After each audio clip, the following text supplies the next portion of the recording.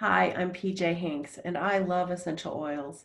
I love teaching about them, I love using them, and I love sharing about them because I like people's lives to be empowered from using essential oils. So today I'd like to teach you a little bit something in a different way of thinking about essential oils than perhaps you've learned about them in the past. Because I figure you can go on the internet and look up essential oil hacks, and you can look up like a special oil like helichrysum and all the different ways to use it.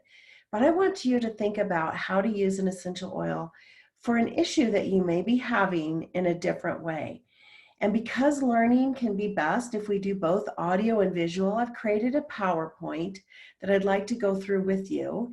And that way you can pause it and take a picture of the slides as you listen to this recording. So give me just a second to bring up this PowerPoint and to share it with you so that you can have that available.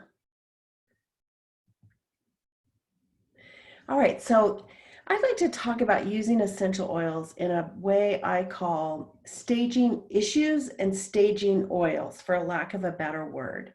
So for example, I have people who always sometimes will call me and say, hey, can you make me a blend for when because I broke my foot? Or can you make me a blend because I have this skin issue going on? And so I've learned to think about these kinds of issues in stages, and that we have to, it's best with essential oils to look at them in stages.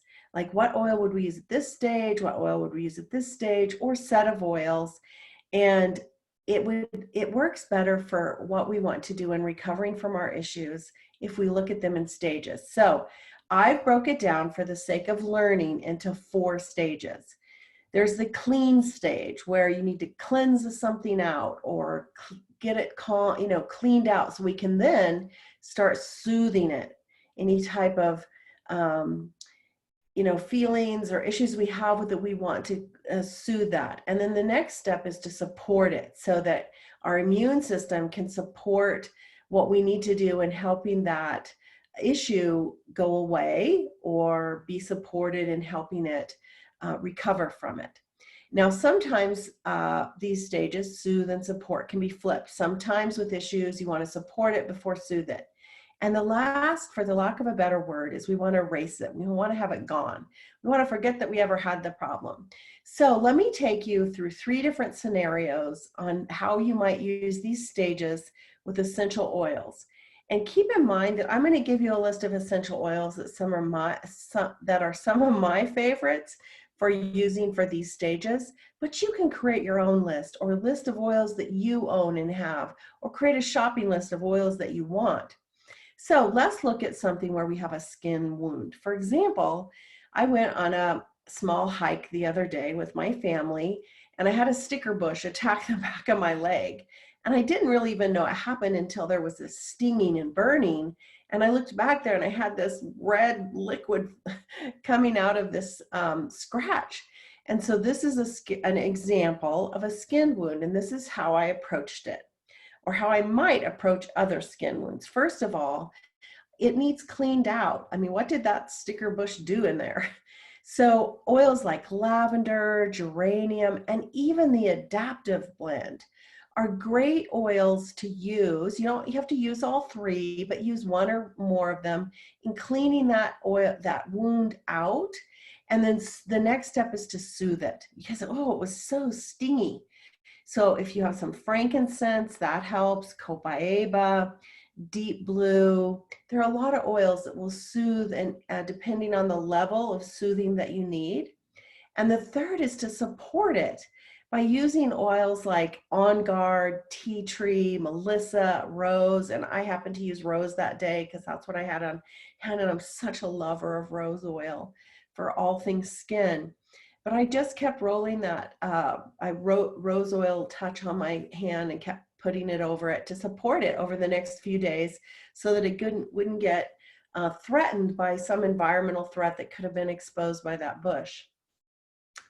And then once that's all kind of out of that stage, and I'm ready now to have it just disappear or erase from my leg, I would use oils like helichrysum, turmeric, rose, frankincense, immortelle blend, or sandalwood. Again, not all of them, but I might choose one or two and rotate and put it on there.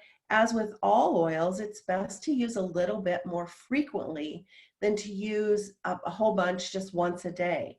So that's an example of staging your oils for a skin wound or a skin issue like that.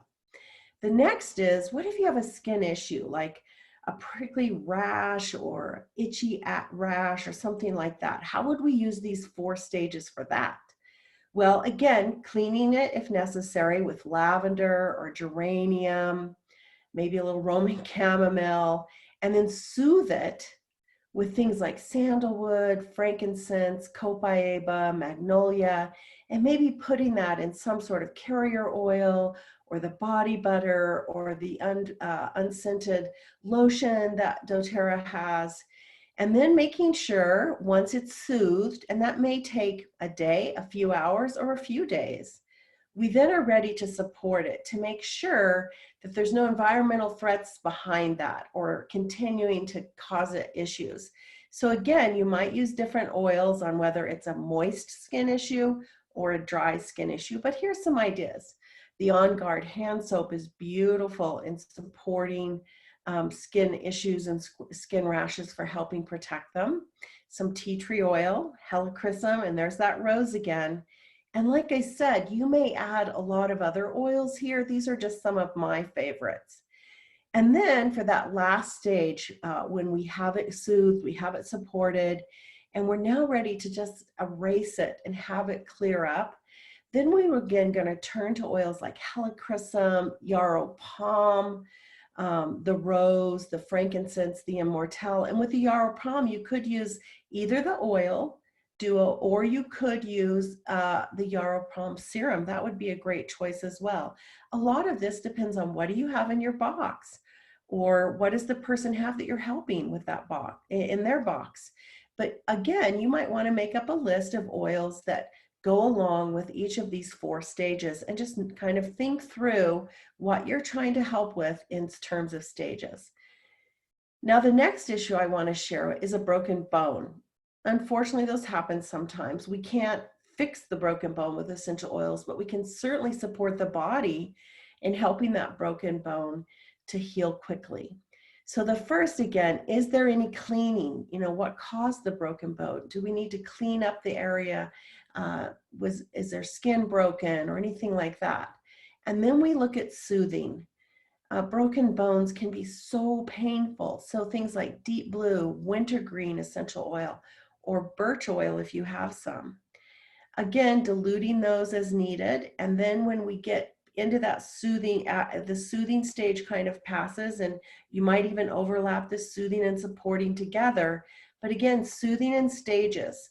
In the early stages, we're looking for inflammatory support. So you might use things like frankincense and copaiba and blue tansy, balance.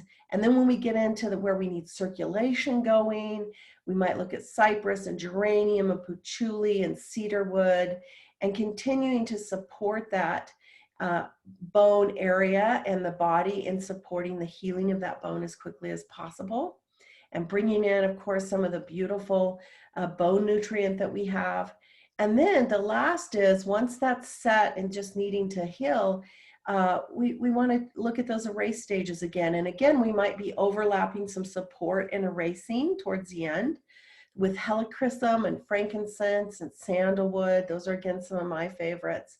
So again, you may add other oils to these stages, but think of that broken bone in stages, and what can you do in each stage of its healing and supporting the body to heal it. Now, about 5 things I'd like you to keep in mind about this way of thinking about essential oils and how to use them. First of all, Correct-X, it's great for soothing, supporting, and erasing all kinds of things of skin. So just don't think of essential oils, but think of some of those other products we have. And then blends, look at the oils that are in them. For example, did you know that balance oil, which is so good at grounding us and helping us feel calm, it's also loaded with essential oils that are so good for a healthy inflammatory response. It's one of my go-to oils when I have an issue with an inflammatory response. So definitely add that in for your soothing and supporting. And look at other oils, oil blends, and see what they have in there that those blends might support in other areas. The next is peppermint oil. It's good for supporting all things nerve related, and it especially helps drive oils in when followed with a warm, moist towel. So if you have like a bruise or something that's deeper in the tissues and you want to drive that those oils that you may have just layered on or put in a blending put on, don't hesitate to put a little peppermint over it, and then a warm washcloth over that for a little while to help drive those oils deeper in. Or if it's affecting some of the nerves and you need to support the nervous system, peppermint is great for that. Now, when it comes to kids, make sure to dilute the essential oils and look at the kids' collection. Those roller bottles of blends are beautiful for helping in different areas of these stages. So look at those and see which ones you might put into each of those stages and help with kids. And last of all, you can stage the emotions. Staging oils works for them too, but it may need to be rearranged. For example, with emotions, perhaps you need to soothe, support, clean, and then erase. But again, look at oils and create an emotional list for all those stages. So I hope this has been helpful for you and a new way at looking at essential oils and how to use them, and that you'll also go out and help other people using this. That's what it's all about, right? Is empowering people's lives so that they have these natural solutions for them. So thanks so much.